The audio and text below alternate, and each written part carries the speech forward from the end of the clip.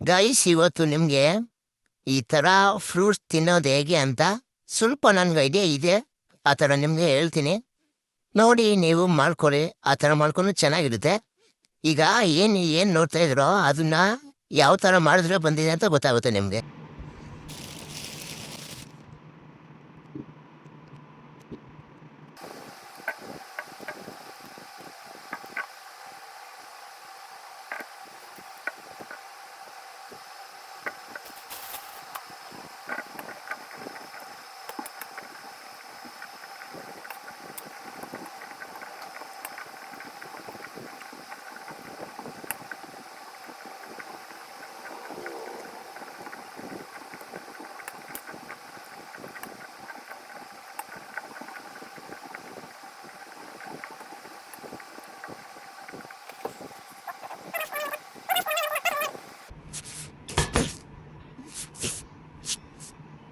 ಇದನ್ನ ತಗೊಂಡು ಈ ಥರ ಹೋಲ್ಡ್ ಮಾಡಿಕೊಂಡು ಮತ್ತೆ ಒಂದು ಎಕ್ಸ್ಟ್ರಾ ತಗೊಂಡು ಮತ್ತು ಇದನ್ನು ಇಲ್ಲೇ ಸ್ವಲ್ಪ ಸೆರೆ ಇಟ್ಕೊಂಡು, ಓಕೆನಾ?